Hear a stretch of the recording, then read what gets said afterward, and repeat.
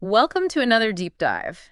We love taking your sources and really digging into the interesting stuff. That's right. And today we're taking a look at some excerpts you shared from a Neville Goddard lecture called Changing the Feeling of I. Sounds good. This one looks at the idea that what we experience in our outer world Uh-huh. is actually a reflection of what's going on inside of us. Yes, a reflection of our internal state of consciousness. Right, in our consciousness. Yeah. So these excerpts you sent are all about how we understand and shift our sense of self. Right. Our core sense of self. Our mission, if you choose to accept it, is to really understand how those inner beliefs and feelings Okay. shape our reality according to Goddard, Yes. and how we can maybe even influence that reality consciously. I like it. Let's do it. All right, so let's dive right in. What is at the core of Goddard's argument? Well, Goddard's idea is that the world isn't this fixed thing that's outside of us. Okay. It's actually a manifestation of our own consciousness. So it's like our consciousness is creating it in a way. In a way, yes. Yeah. You could think of our inner state as a projector. Okay, In our external life, everything we see and experience is like the screen. I see. So the world we experience is a direct consequence of what's going on inside us. Okay, so that actually leads perfectly into this next point I wanted to bring up. Okay. Goddard makes this claim that trying to change our circumstances by only focusing on external stuff Yeah. is to labor in vain. Yes, he does say that. So why does he have that perspective? It goes back to what we were just saying. Yeah. If the outer world is a reflection, Right. an outpicturing of our inner state, then trying to fix problems Uh-huh. by just addressing the external symptoms, Yeah. without looking at the root cause within, is pointless. So we need to fix it at the source, not just the symptoms. Yes, exactly. It's like trying to adjust your reflection in a mirror Okay. without actually moving your body. I see. Goddard emphasizes that there's an order to this. Mhm. Our inner world sets the blueprint, Okay. and the outer world just follows that design. Interesting. And this next part I found very interesting. Okay. This has some pretty big implications for how we view the people we encounter in our lives, right? The ones who help us and the ones who maybe hinder us. Absolutely. So Goddard proposes that these individuals, whether they realize it or not, Okay. are essentially acting in accordance with this law Uh-huh. that aligns our outer circumstances with our inner nature. So they're being drawn to us in a way. Yes, almost as if by an unseen force Interesting. that resonates with our state of consciousness. Wow. So we might be in a way attracting these interactions by our internal landscape. We might be. That's what he's suggesting. It's pretty fascinating. So if our inner world holds all this power, then we need to talk about this distinction that Goddard makes Yes. between our identity, our fundamental identity, Yes. and the temporary states of consciousness Right. that we occupy, right? Yeah. He makes that distinction. So can you explain that a little bit? He suggests that our core identity, what he sometimes refers to as the Son of God or imagination, Okay. which is our fundamental awareness of being, Mm-hmm. is permanent Okay. and unchanging. So that never changes. It doesn't. It's the I that's always there, the Yes. essence of who we are. Okay. However, this core I is constantly merging with these temporary states of consciousness, Okay. our feelings, our beliefs, Right. our assumptions about ourselves and the world. Okay. And when our I becomes deeply absorbed in a particular state, Uh-huh. it starts to believe that it is that state. Okay. But the crucial point is that this fusion isn't permanent. Okay. Our fundamental identity, that core I, is always free to choose I see. and inhabit a different state. So it can change states. Yes, Okay. That's pretty liberating. it is. That sounds like it. And so Goddard talks about this hard teaching Right. that he draws from the Gospel of John. Yeah. What makes that particular idea so hard to accept? Well, the hard teaching is the idea that there is no one to change but oneself. Okay. And Goddard references a biblical passage where many followers actually left Jesus Really? when they heard this. Yeah. Wow. The difficulty, I think, lies in the radical personal responsibility it demands. That makes sense. You know, it's so much easier to blame external circumstances Oh, yeah. or other people for our difficulties. Way easier. Yes. But the quote, "No man cometh unto me save I call him," Right. really underscores this. Yeah. It suggests that our experiences, Mm-hmm. including the people who come into our lives, Okay. are drawn to us by our own inner call. So we're calling them in? Our prevailing state of consciousness is calling them in. Wow. That's a powerful idea. It is. So it sounds like if we're constantly calling our experiences to ourselves, Yeah. Goddard's also suggesting that most of us are unaware of the self. Yes. That we're truly cherishing. Yes. What does he mean by that?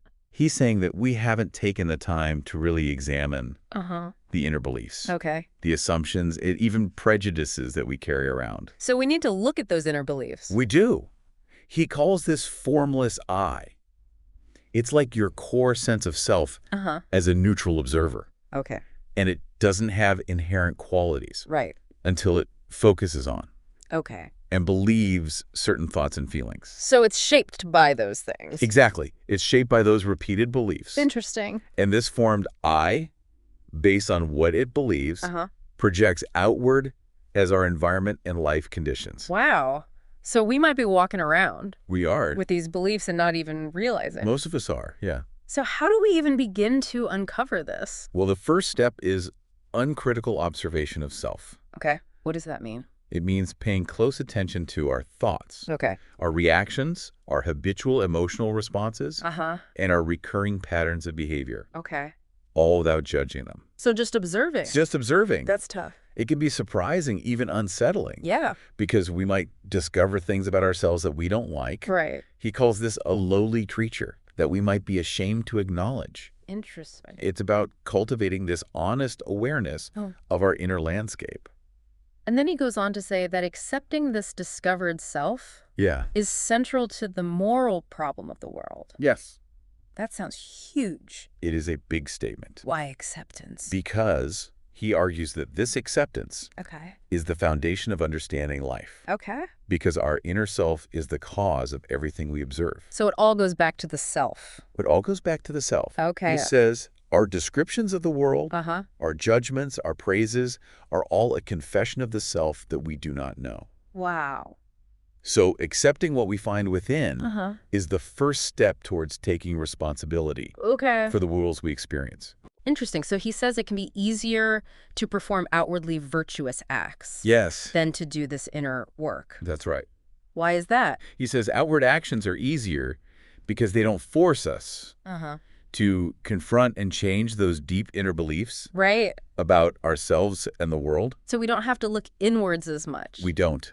The real challenge, he says, is facing and transforming what he calls the greatest enemy of all. Which is our own unexamined and potentially limiting self-concept. So it's easier to focus on the outside than to face ourselves. Right. True change, the kind that changes our external reality, begins with a fundamental shift within our own consciousness. So we have to change internally first. We do. I see. And so Goddard shares this story, this anecdote, about a gentleman who was worried about discrimination due to his skin pigmentation. What was the main point of that story? Well, this gentleman came to Goddard feeling very marginalized and limited by his skin color. So he felt that he was being discriminated against. Yes. And that opportunities were being denied to him. Okay. Based on this aspect of his identity. He felt it was an accident of birth. And his whole perspective on life was framed by this sense of injustice. Yeah. He actually met Goddard at Parkview Manor. Okay. Near a lake in the city where the lecture was given. Okay. But his whole viewpoint was really being limited by his race. Yeah. And Goddard's initial response was, "It looks lovely to me." Which wasn't meant to dismiss the man's feelings. Right. But to highlight the subjective nature of perception. So his perception was creating his reality. In a way, yes. Yeah. That perhaps his internal view was shaping his external reality. Interesting. And this leads into Goddard's teacher, Abdullah. Yes. Who was he? Abdullah was a huge influence on Goddard. Okay. A teacher he studied with for 5 years. Wow. And importantly, Abdullah shared the same skin pigmentation as the gentleman in the story. So he could relate to his experience? He could. He was very proud of his heritage. Okay. And he refused to accept labels like colored. Wow. He embraced his identity fully. That's great. He even used the image of the Sphinx. Okay. With its Negro-featured head. As a symbol of enduring mystery and honor. So not a negative thing at all? Not at all. Okay. And his core teaching, the one he emphasized to Goddard, was this. Neville, you must first start with self. Find self. Don't be ashamed ever of the being you are. Discover it and start the changing of that self. So find and change the self. Yes. Powerful stuff. So how did Goddard use this teaching to help the gentleman? Well, he explained to the man that the discrimination wasn't really about his skin pigment, Okay. but about the arrangement of his own mind. His beliefs about being limited by his race were attracting those limiting experiences. Interesting. They reminded him of the principle, no man cometh unto me save I call him. Right. His inner beliefs, the sum total of all his beliefs, were the underlying cause. Interesting. Drawing these interactions into his life. So he was inviting them in. You could say that. Wow. And what happened to the gentleman after that? It's a remarkable story. He really struggled with Goddard's teaching at first. That makes sense. But after about 3 years of inner work, wow, 3 years. He had a breakthrough. He established a very successful business. Good for him. With an office on Wilshire Boulevard. Wow. And a substantial income. That's fantastic. $250,000 annually. That's amazing. And he attributed his success to overcoming that fixed idea of being limited by his skin color. So he was no longer limited by that belief. No, he realized that his state of consciousness was the driver. That's incredible. And he realized he had a choice to hold on to his old limiting beliefs. Right. Or to embrace his newfound freedom. That's such a powerful story. It is. It really shows the importance of holding on to a new, empowering concept of self. Consistently, not just as a one-time thing. Yes, it needs to become habitual. So this isn't a quick fix. This is about changing your whole way of being. That's right. He reiterates that no one can enter our reality unless we invite them in through our inner state. That's a big one. It is. He also cautions against complacency. What does that mean? Well, he suggests that a certain level of dissatisfaction can actually be a motivator for change. Interesting. What he calls being poor in spirit. I see. And the point is that we don't achieve lasting change by trying to manipulate others. Right. It's by transforming ourselves. That our world changes. Yes, our experience of the world and how others interact with us. Okay. So the title of the lecture is Changing the Feeling of I. Yeah. So how do we actually change that core feeling of self? He describes it as a selective process. Okay. The I, our core awareness, tends to identify with. And believe it is the state of consciousness it occupies. Okay. So we need to disentangle our sense of self from those ingrained ideas. Right. And that can take time. Different amounts of time for different people. Exactly. For some, it might be a sudden realization. Okay. For others, it can be a more gradual journey. Like the gentleman in the story. Yes. So how do we know when that shift in the feeling of I is actually happening? Well, the measure of change is naturalness. Okay. When the new concept of self, the new state of being we are cultivating, starts to feel natural. That's when it starts to manifest. I see. He uses the analogy of wearing a feeling until it's natural. Interesting. Once that new feeling becomes our default, our habitual way of being, it will start to show up in our experiences. So it becomes our reality. Exactly. That makes sense. So some people might say that achieving success requires things you already have. Yeah, like wealth or connections. Right. What does Goddard say about that? He completely disagrees with that. Okay. He uses the example of the gentleman on Wilshire Boulevard. Right. Whose story he accepted without knowing the man's past. So he didn't need to know if he came from wealth or not. Exactly. And he emphasizes that anyone can start fresh by choosing a new being. A new state of consciousness. Yes. Okay. External factors like accent or background aren't the real barriers. Okay. It's the state of consciousness that holds us back. So we're not limited by our circumstances. Not necessarily. Interesting. He also talks about the consequences of staying in negative states of mind. He does. He cautions that remaining trapped in unwanted states can lead to a feeling of isolation. Okay. The feeling that no one truly cares about our struggles. Right. And that realization, although painful, Yeah. can be a powerful catalyst for change. So it can motivate us to change. It can. When we realize external validation might not come, Okay. we start to look inward for solutions. So it forces us to take responsibility. Yes. And he has this interesting take on the Lord's Prayer. He does. He calls it the gift of the Father. What's so special about his interpretation? Well, he draws on a translation by Farrar Fenton, Okay. which uses the imperative passive mood. Okay. He reinterprets phrases like, thy will be done, Right. as thy will must be being done, and thy kingdom come, as thy kingdom must be being restored. So what does that mean? It implies that everything, all possibilities, already exists. Okay. We're not trying to become something new. Right. We're selecting from what already is. So we're choosing the state we want to occupy. Yes. And then we experience the unfolding of that reality. So how do we know we've actually changed our feeling of I? It shows up in our reactions to life events. Okay. When we respond from the perspective of our chosen state, not our old patterns. So our reactions change? Yes. It's a shift in our mood and assumptions. Okay. And this new state of consciousness then molds our world. So it starts to affect everything around us? Yes. Even how others interact with us. Wow. Their behavior reflects the change within us. That's pretty powerful. It is. He also briefly mentions desire. He does. What's the role of desire in all of this? He says that all change begins with desire. Okay. That yearning for something different. So we have to want to change. We do.